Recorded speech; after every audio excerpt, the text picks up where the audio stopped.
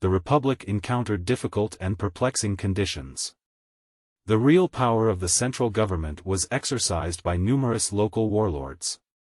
Japan used military threats to widen its influence, and the Soviet Union worked with both revolutionary parties, the GMD and the Chinese Communist Party, CCP, and forged an alliance between them, with the goal of rebuilding a central government that would be amicable and open to Soviet influence.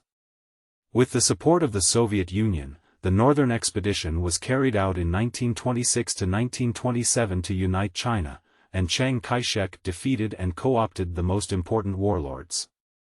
He broke the alliance and banned the CCP.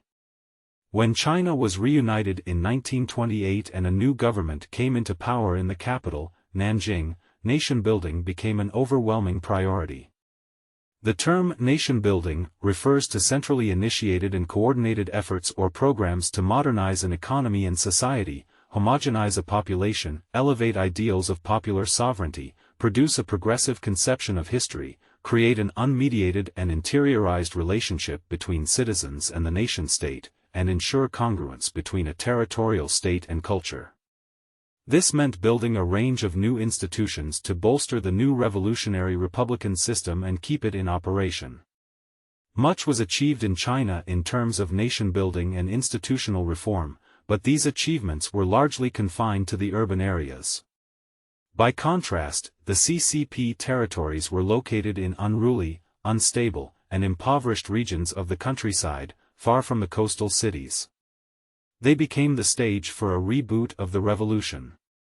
Fleeing from its former main base in Shanghai, the communist movement had to reinvent itself as a peasant revolution. Instead of strikes, it engaged in armed uprisings, land distribution, and displaced worker control over factories. As the top priority, however, the CCP was deeply divided about the fundamental policies. Bloody party purges followed, and disunity also made the territories vulnerable to GMD attacks. Toward the end of 1934, the CCP was on the run again and began its long march to Yan'an in Shaanxi. One China under warlord rule, apart from the external pressure of imperialism, the internal crisis of warlordism was robbing China of its future. Warlords were autonomous militarists who gained power through the devolution of military authority from the central state to the provinces or regional leaders, which ultimately caused the massive breakdown of central control after 1916 with the failure of Yuan Shikai's death. Thereafter, a power struggle arose among Yuan Shikai's former generals of the Beiyang army. These generals commanded personal military forces and acted independently of central authority. And fragmentation in China. When a new national government was eventually re-established by the GMD in Nanjing, it saw the rise of numerous regional rulers, almost all of them with military backgrounds. Fighting among warlords was almost constant. While it gradually lost its power over much of the country, the Beiyang government maintained control over the capital, Beijing, through coalitions with other warlords. It also controlled parts of North China. The Ministry of Foreign Affairs continued to represent China in international politics. The Beiyang government was also the recipient of customs revenues. The Beiyang government even continued institutional reform, especially in the education sector and the legal system. It defended Chinese interests in foreign policy and negotiated a raise in the customs tariffs with the great powers. Given the many warlords and the considerable diversity of their policies, it is difficult to characterize the era as a whole. With these men in command, the period tended strongly toward violence and heavy extraction of resources from society. Zhongchong, who was referred to as the dog meat general because his favorite game was called eating dog meat, had a reputation for violence and womanizing. He ruled over Shandong in the 1920s but also made several advances into the south. He briefly held Shanghai and Nanjing in 1925. Yusong had the nickname Christian General since he was known for his missionary zeal. After converting to Christianity, he rose to power as a warlord in China's tumultuous north, with a main base in Shaanxi. He pursued a program of social and economic improvement for all members of society, impoverished or wealthy. He vigorously suppressed prostitution, gambling, and the sale of opium. Some other warlords, such as Yan Xishan, the model governor from Shaanxi province, also pursued long-term stability and economic development in the areas under their control and cared for the welfare of the population. Thus, for most of the warlord era, there was no clear basis for political legitimacy, and despite their core power, the warlords oversaw inherently unstable regimes. Most of them were strongly committed to the region they ruled but harbored little concern for China as a nation. They also undermined the central institutions that had been in place. Without a single currency, a unified national administrative system, or a unitary system of national defense, China became increasingly fragmented socially, politically, and economically. The single exceptions were the post office and the maritime customs service, both of which, amazingly, continued to work throughout this era. The treaty ports, schools and universities expanded and operated with little restriction. Commercial development, mainly centered on the treaty ports, also penetrated rural economies, especially in coastal locales. In fact, in the post-war period, Chinese companies and trading houses made enormous profits serving Western demand for raw materials and agricultural produce. With the revival of trade in the 1920s, China also experienced growth in the small modern sectors of the economy along its coast.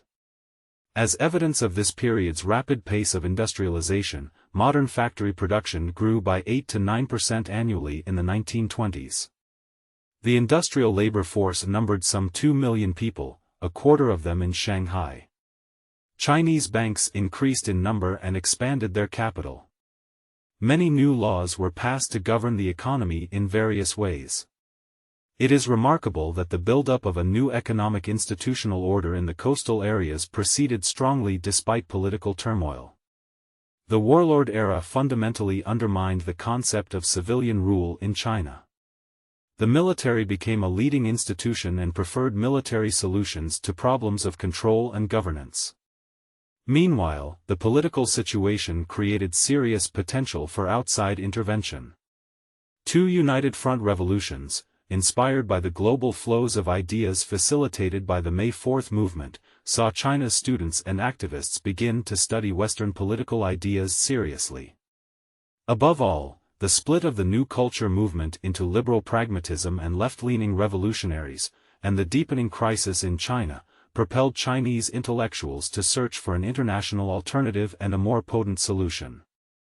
Young intellectuals were first attracted to the ideas and activities of the Russian nihilists and terrorists, who were mostly informed by the political philosophy of anarchism.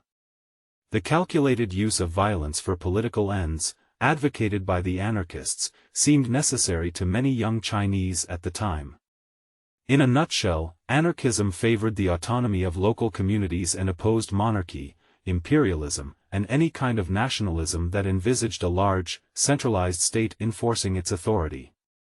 The idea of local communities as the source of social order and economic well-being resonated with many Chinese thinkers.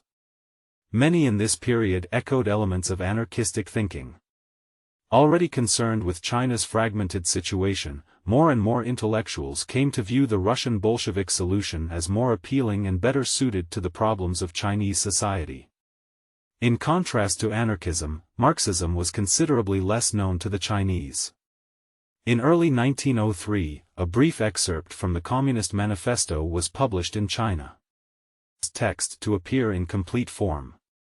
Inspired by the Bolshevik Revolution of 1917, Li Dazhao, known as the father of Marxism in China, was the first in China to draw attention to Marxism. In his essay The Victory of Bolshevism, published in the October 1918 issue of New Youth, Li Dazhao welcomed the revolutionary new order of the Soviet Union and briefly discussed the Marxist social and economic theories on which it was based. Li Dazhao came into contact with Marxism through Japanese language writings. The Research Society for the Study of Marxism he founded met regularly to discuss revolutionary theory. Only after the May 4 movement and in the midst of general disappointment regarding Wilson's allegedly empty promises of self-determination did many more Chinese students and intellectuals begin to study Marxism. What inspired the first Chinese communists was Leninism rather than Marxism. Most of these early communists were primarily nationalists. They were interested above all in China's national salvation. Recognizing this helps to clarify subsequent developments and the ultimate form that Marxism-Leninism took in China. Specifically, it explains why the practical principles and organization of the Soviet Revolution, more than Marx's original philosophical ideas, attracted the interest of Chinese communists. At this point, the Comintern, the Russian organization founded in 1919 to spread communism across the globe, decided to facilitate the establishment of a communist party in China. Surveying the scene from Moscow, Comintern agents determined that the group around Li Dazhao at Peking University was most likely to participate in such an undertaking. They also identified a group of intellectuals associated with New Youth in Shanghai, including Chen Duxiu and others, who could possibly form the nucleus of a new communist party. In August 1920, a communist group was set up in Shanghai, consisting of students, teachers, and journalists. From the autumn of 1920 to the first half of 1921, similar communist groups were established one after another in Beijing, Wuhan, Changsha, Guangzhou, and other cities, as well as in Japan and France. In November 1920, the communist group in Shanghai drafted the Manifesto of the Communist Party of China. This first public text issued under the aegis of the Chinese Communist Party, CCP, consisted of 3 sections: Communist Ideals, Communist Objectives, and Recent Conditions in the Class Struggle. It articulated the Communists' aspirations to create a new society that would abolish private ownership, practice public ownership of the means of production, destroy the old state apparatus, and eliminate social classes. 53 party members from 7 localities. Among these 12 were Mao Zedong and Dong Biwu, the party's co-founders. Chen Duxiu and Li Dazhao were unable to attend. 2 representatives of the Comintern, Ji Mering and Nikolai, attended the Congress as observers. From the outset, the CCP defined itself as a Marxist-Leninist party, a revolutionary party of the working class committed to socialism and communism. It was determined to ignite a revolution in China, hence, the First Party Congress adopted a sectarian, strict proletarian line and refused any notion of cooperation with other social groups, such as urban shopkeepers, merchants, or intellectuals. The program passed by the Congress called for the revolutionary army of the proletariat to overthrow the capitalistic classes. It demanded a dictatorship of the proletariat. The Congress elected Chen Duxiu as General Secretary. Li Dazhao and Zhang Guotao would together form the party's Central Bureau. This exclusive focus on the working class and hostility toward the bourgeoisie contradicted the policy favored by the Comintern. The subsequent period was dominated by Soviet attempts to compel the CCP to pursue a policy of cooperation with other groups, and in particular with the nationalists around Sun Yat-sen. The representative sent by the Comintern, Mering, was tasked with influencing the CCP to come into line with the Comintern plan. He suggested an alliance to the CCP, by which it would cooperate with Sun Yat-sen's GMD. North and Central China were still firmly under the control of warlord-connected armies. The warlords viewed the GMD in the CCP with suspicion, if not hostility. By 1921, one of the few sympathetic warlords, Chen Jing, assisted Sun Yat-sen's efforts to head the GMD government in Guangzhou, reorganize the Nationalist Party, and build a revolutionary alternative to the Beiyang government in the north. The Soviet Union eagerly worked through the Comintern to back Sun's GMD. Subsequently, the Comintern sent an agent, Adolf Jia, to Guangzhou to make clear that the Comintern would offer advice, money, and weapons, but only on the condition that a broad national alliance be established, including the small CCP. In 1923, Sun Yat-sen forged a coalition of nationalists, the CCP, and the Soviet Union. Between 1923 and 1927, the GMD and CCP worked closely with the Soviet Union. A large contingent of advisors from the Comintern also advised on political matters and assisted the GMD's efforts to build a modern and strong army. At the newly founded military institute, the Whampoa Military Academy, revolutionary ideology played a prominent role in the academy's teaching program and emphasized the importance of political awareness.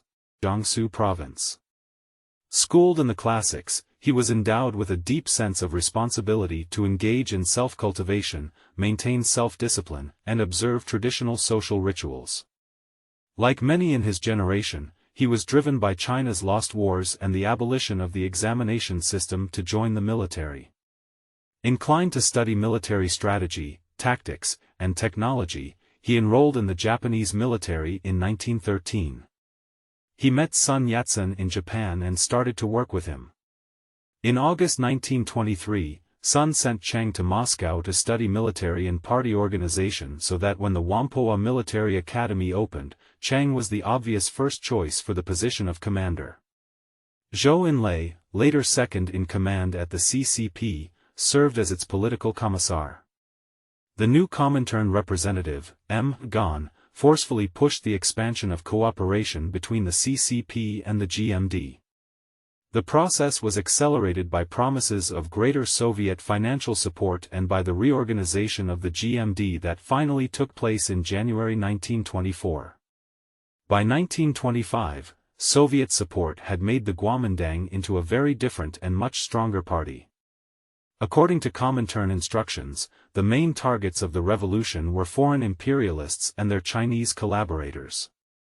While fighting these opponents in cooperation with the GMD, the CCP was to strengthen its position within the GMD and more broadly within the nationalist movement by taking control of the peasant and labor movements.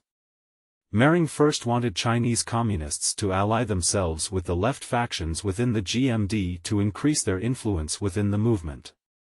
The alliance was formally called the United Front. It helped the CCP to increase its membership and enabled communists to develop personal relations with GMD soldiers and officials in organizations such as the Whampoa Military Academy that would prove invaluable in later years. Wang Jingwei, who in the 1920s ascended into Sun Yat-sen's inner circle, worked with Zhou Enlai in the political department of the academy, where they devised propaganda campaigns. Between January 1924 and May 1926, communist influence in the GMD grew steadily, and the CCP grew from just under 10,000 members in January 1925 to almost 58,000 by April 1927. On March 12, 1925, Sunday Yat-sen died. The almost immediate result was a power struggle between the left and right wings of the GMD. The right-leaning Chiang Kai-shek and the left-leaning nationalist Wang Jingwei. Chiang had started to doubt the usefulness of the alliance with the Soviet Union and grew convinced that the Soviet Union used the United Front to undermine the nationalist leadership. The Northern Expedition, first conceived by Sun Yat-sen as a core mission of the United Front aimed at reunifying the country. With the Northern Expedition, Chiang Kai-shek pursued two goals, hoping both to secure his leadership of the party and government, and to eliminate the remnants of the Beiyang warlord network that still controlled large swathes of North China. In July 1926, the National Revolutionary Army left its stronghold in Guangzhou to overpower the warlords. Soviet military advisors were attached to every unit of Chiang's expeditionary force, and Soviet aircraft and pilots flew reconnaissance missions over enemy positions. The Northern Expedition was a bitterly fought civil war that took the lives of perhaps 300,000 people. By March 1927, the National Revolutionary Army had overrun Hunan, Hubei, Guangdong, and Fujian provinces and captured many important cities, including Shanghai, Nanjing, and Wuhan. In southern China, once victory seemed within reach, Chiang broke with those forces that had provided crucial support. He ended cooperation with the Comintern at the end of 1926 and shortly thereafter banned CCP members from serving on GMD committees. On April 12, 1927, he decided to finally purge the party, government, and army of all communists through brutal campaigns of extermination and bloody massacres. In January 1928, however, Chiang's troops occupied Wuhan and brought unified military governance to the whole territory along the Yangtze River. On April 7, 1928, Chiang resumed his northern offensive against the remaining warlord forces. Many generals shifted their position either toward neutrality or toward Chiang Kai-shek. By the end of 1928, most of China had been brought under Chiang's control. The successful completion of the military campaign was an impressive victory and an important boost for Chiang Kai-shek. When he went on to eliminate known and suspected communists from within his party and from the cities under nationalist control, he pushed the Communist Party to the brink of destruction. During the nation-building process in the 1920s, by 1928, Chiang Kai-shek had done away with his main contenders inside and outside the Nationalist Party. He had reunited China and enforced the idea of a united republic. Chiang decided to place his government at Nanjing, the former capital of the Ming dynasty, which had been the last dynasty ruled by a Chinese ruling house. However, his leadership was far from secure and continued to face serious challenges, especially in the period from 1928 up until the early 1930s. Occasionally, large military battles occurred between Chiang and the various warlords looking to expand their sway or conspire against him, as they openly revolted and tried to topple Chiang's government. After 1927, most GMD leaders agreed on some broad political goals, including an anti-communist stance and a strong belief in a one-party system, the need for political centralization, and a high degree of control over society and the economy in general. His authority rested on unstable coalitions of GMD supporters and regional allies. What these supporters had in common was little more than a fragile allegiance to Chiang Kai-shek as leader or to the party itself. In theory, the GMD controlled the state and would rule through a system of so-called political tutelage. Political orientations within the GMD member base ranged from leftist to traditional to conservative. The Sun Yat-sen and Chiang families would remain at the center of a financial and political complex throughout the entire period of the Nationalist Republic in China. Chiang's rule also relied on the Chen brothers, Chen Lu and Chen Blue, who headed the so-called CC clique. This group derived its power from within the party and specifically from the Nationalist Party's organization department, which ran the party from the national level all the way down to the grassroots, and was modeled after the Bolshevik party structure. The CC clique asserted power by influencing appointments in the party, in national and provincial administration, and monitoring the press and other educational and cultural institutions. On Chiang's instructions, one of the Chen brothers, Chen Lu, was also appointed to head an intelligence service called the Investigation Section of the Organization Department. Later, in line with his governing style of creating networks of rival organizations loyal only to him, Chiang asked Di Li, a former entrusted Wang Puwei student, to head a new Bureau of Investigation and Statistics in the Military Council. The two intelligence agencies both engaged in covert operations against proclaimed and assumed opponents. Another faction was the WOA or Wangu Group. Its members were mostly former military staff and students who had studied under Chiang at the military academy. They dominated the Military Affairs Commission, commanding the nationalist armed forces, and were fiercely loyal to Chiang Kai-shek. They also organized a group called the Blue Shirts to combat the ills of liberalism, corruption, communism, and the Japanese threat. The secret core of the association was the Lipping Society, ultimately reaching 500,000 members. It used security training, political indoctrination, mass recruitment, clandestine operations, the infiltration of regional warlord armies, and propaganda efforts to encourage defections from the communists. Japan compelled the two competitors to cooperate. After a short resignation in December 1931 meant to demonstrate that no other leader could replace him, Chiang Kai-shek returned to power in January 1932, heading a new government in which Wang Jingwei, after uneasy negotiations, served as president of the executive yuan. The nationalist government also undertook a number of significant initiatives and reforms to follow up on its agenda of reconstruction and national development.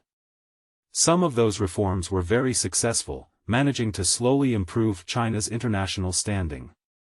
China became an important member of international organizations such as the League of Nations.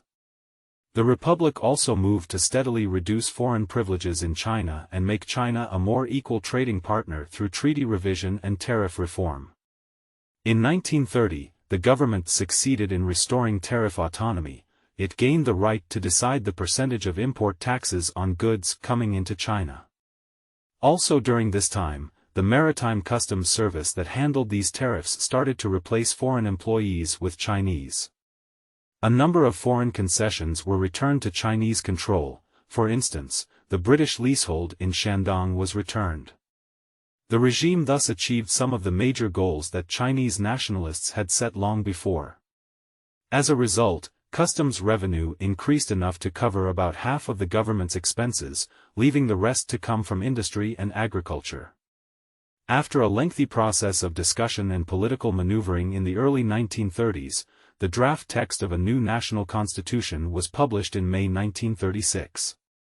The constitution was explicitly based on the Three People's Principles. In fact, it declared China to be a Three People's Principles republic. While granting political participation to the people, the constitution clearly limited the fundamental civic rights of the citizens.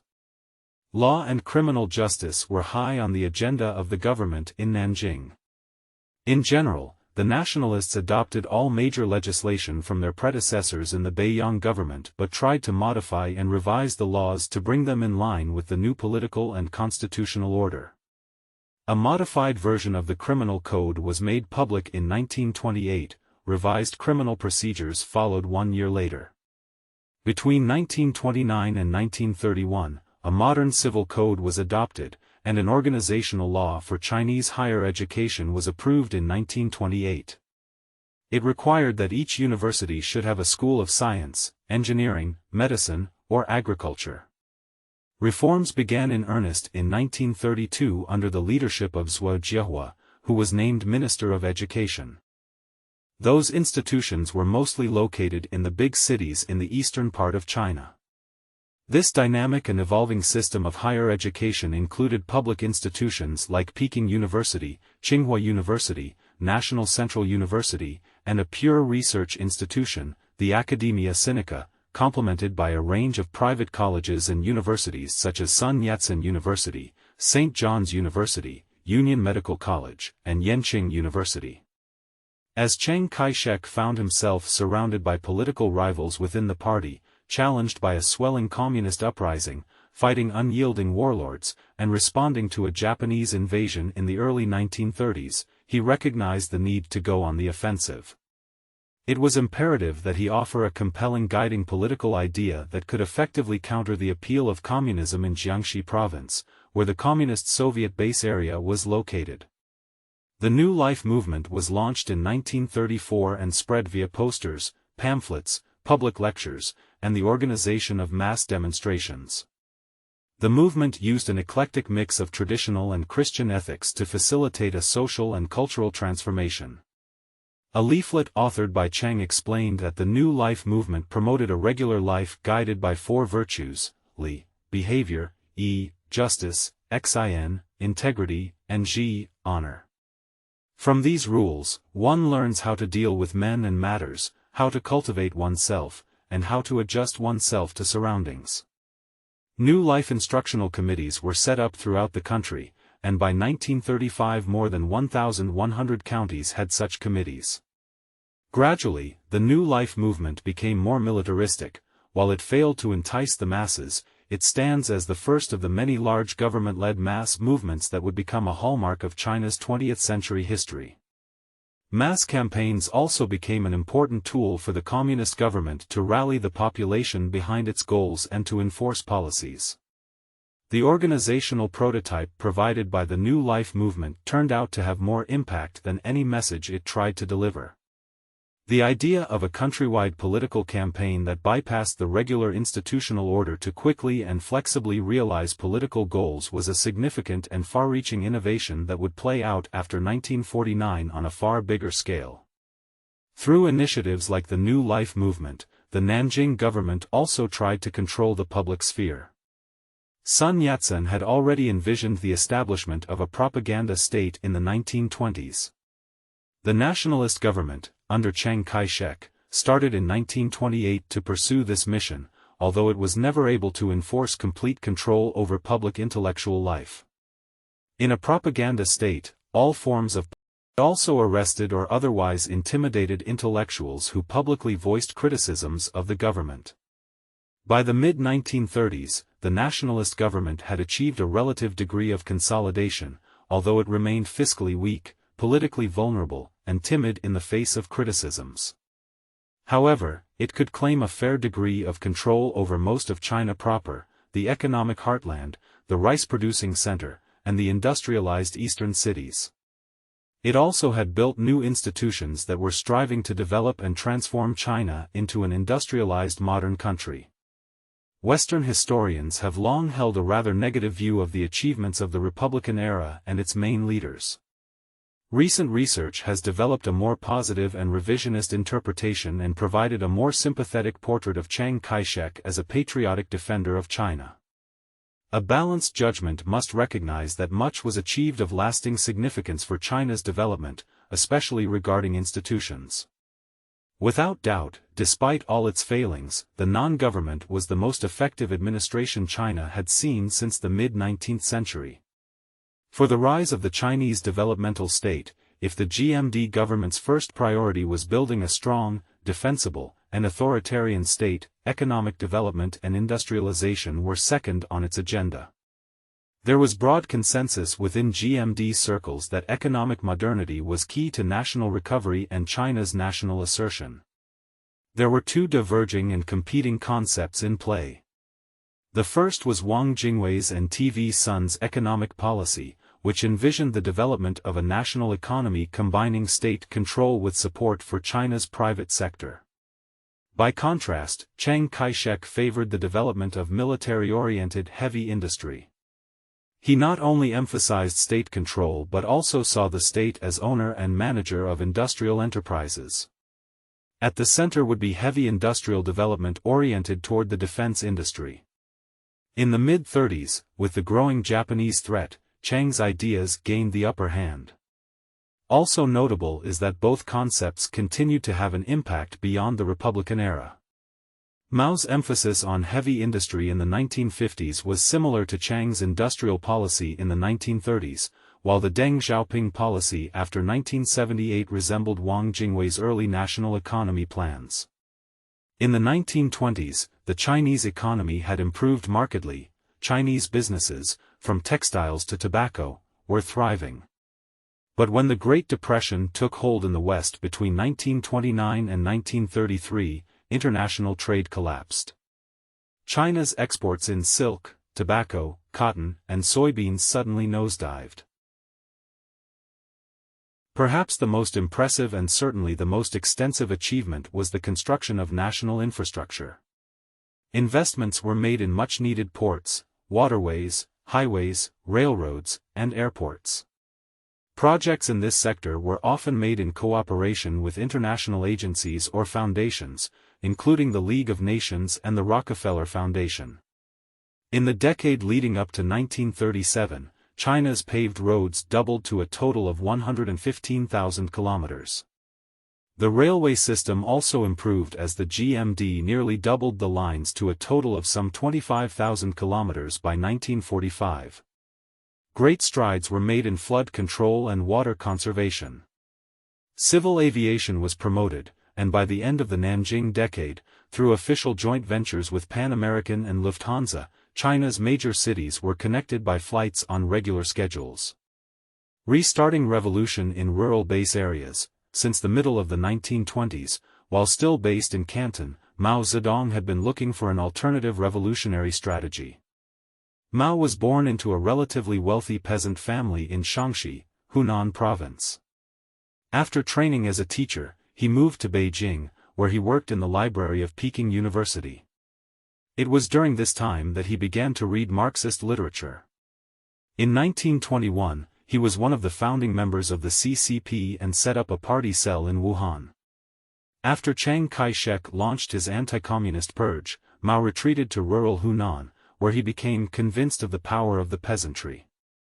In his passionate 40-page report on the Hunan peasant movement, which he submitted to the Communist Party in March 1927, Mao articulated his ideas about the role of the peasantry in revolution.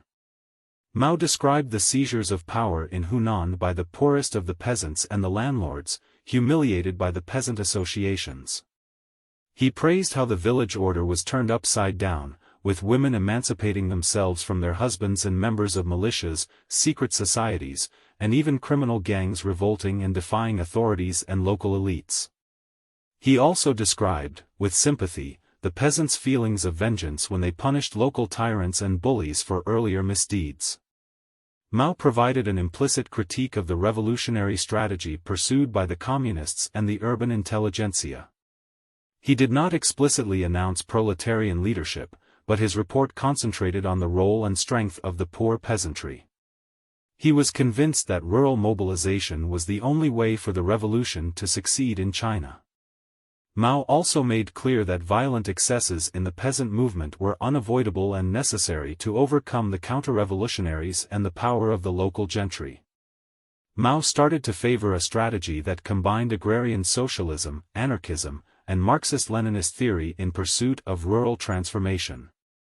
With most of the urban party cells being wiped out by the GMD in 1927, many CCP members became more or less convinced that Mao's strategy, if not his ideology of rural mobilization, was the only remaining possibility and pointed to a viable path to restart the revolution.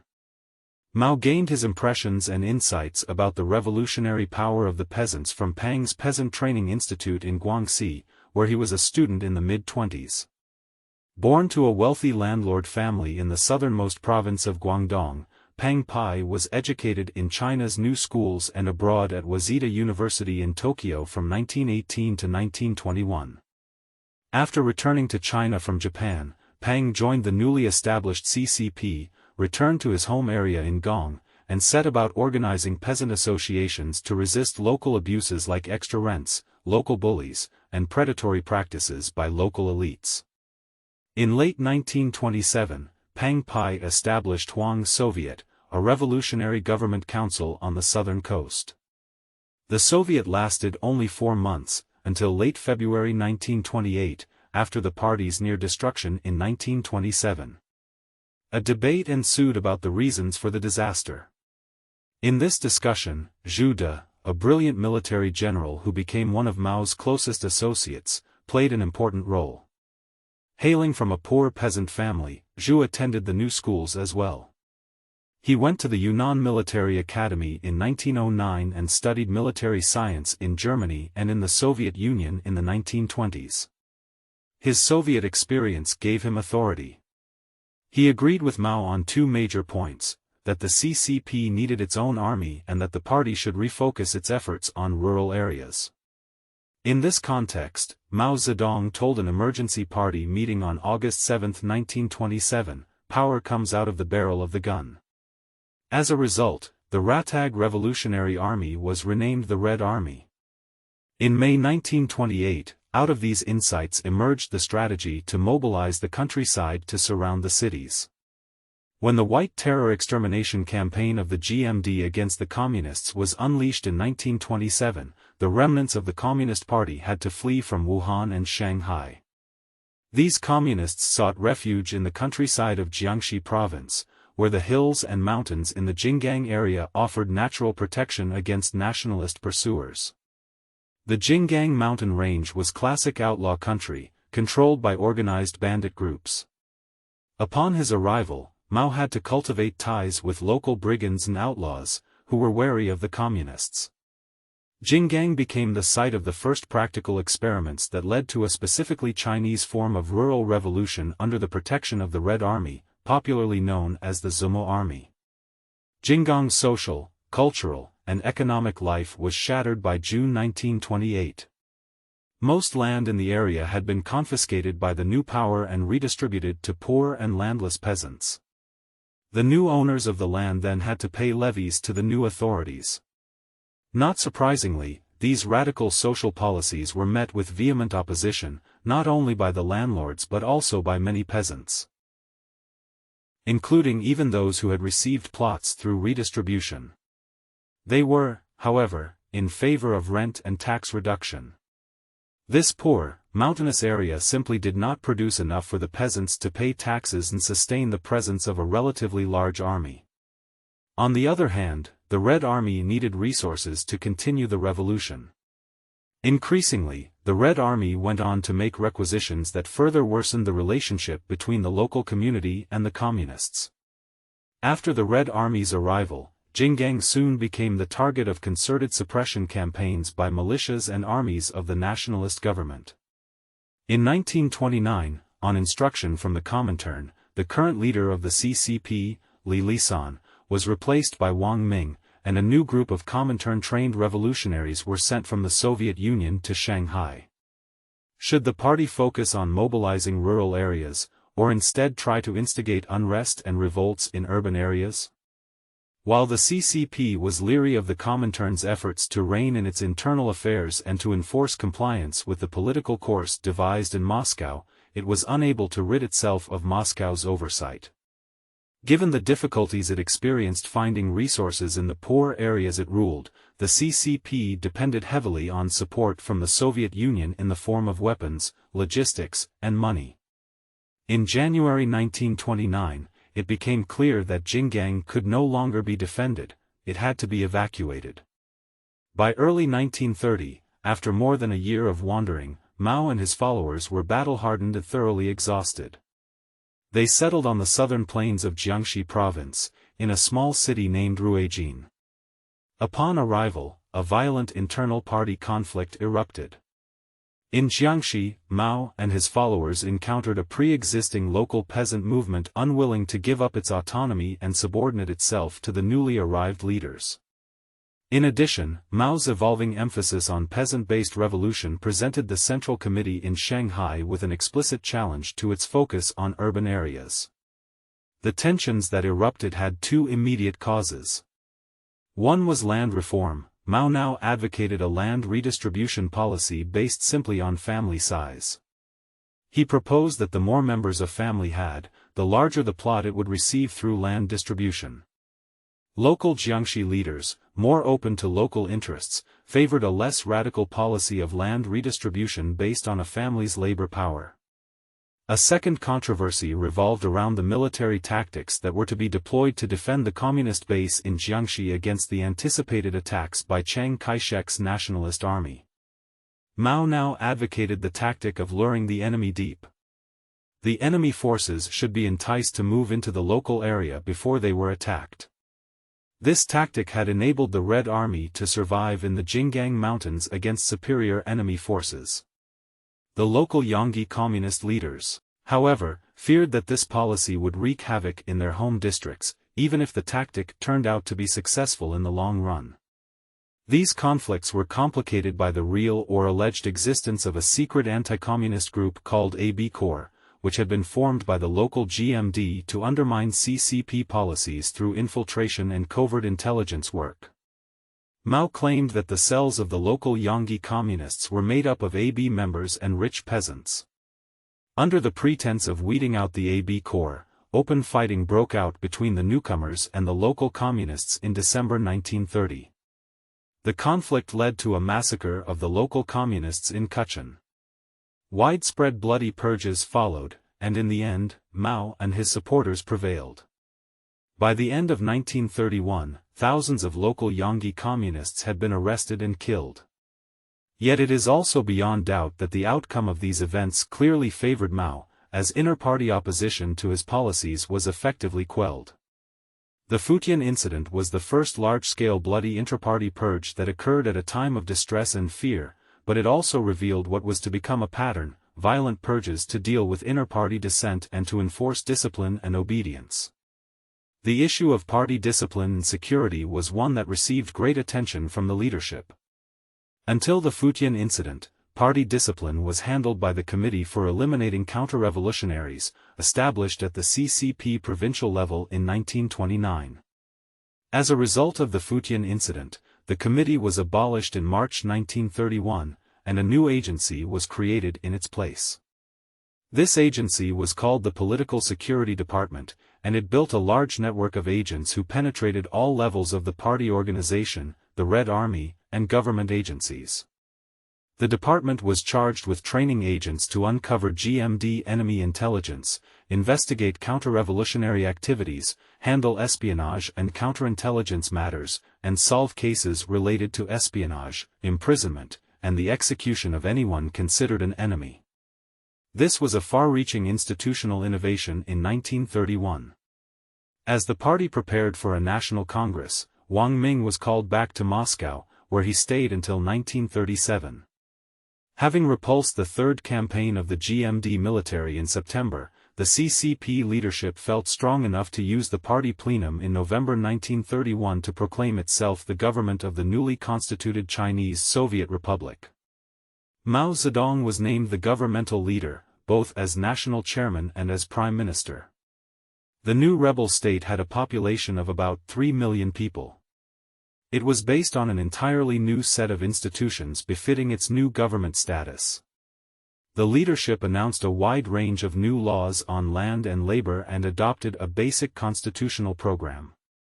In 1931, a constitution was promulgated.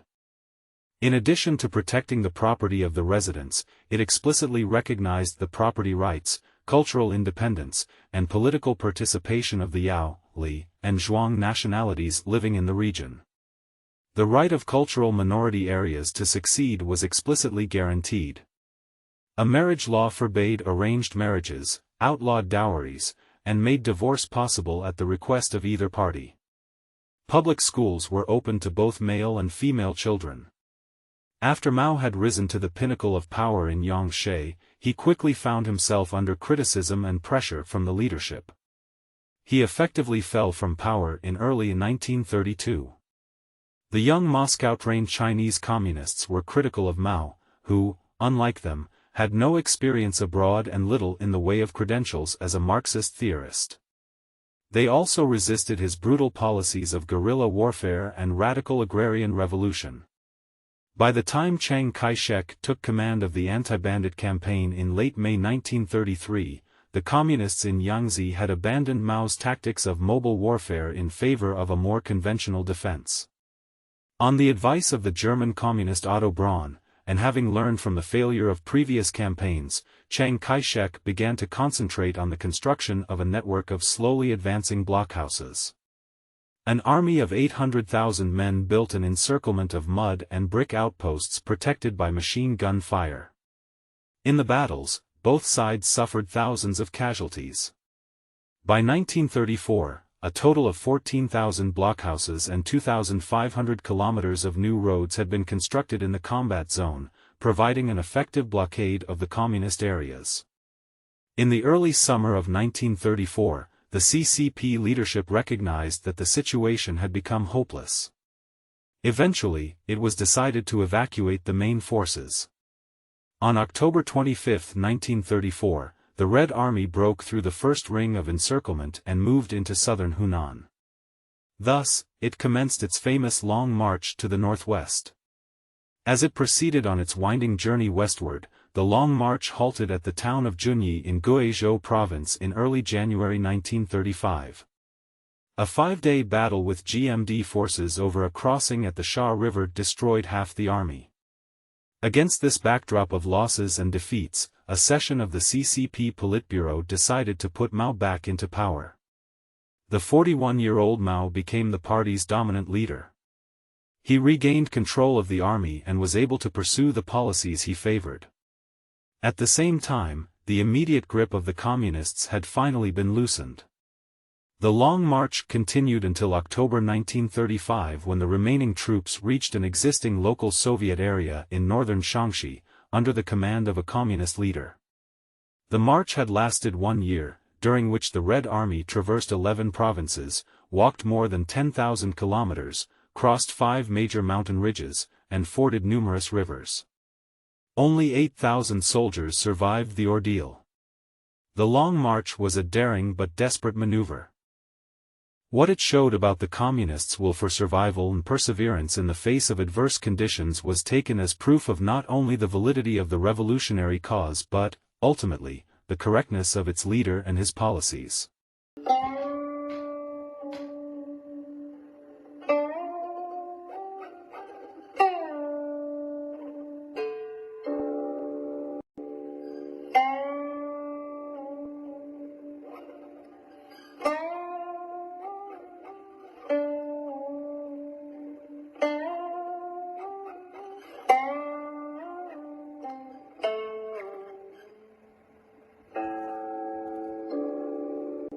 在本节目结束之前，如果您感到满意，请订阅本频道。您的订阅就是对我每天努力制作节目的最大支持。让我们一起传播真相，了解世界和中国真实的历史文化和现实政治的进程。谢谢大家观看。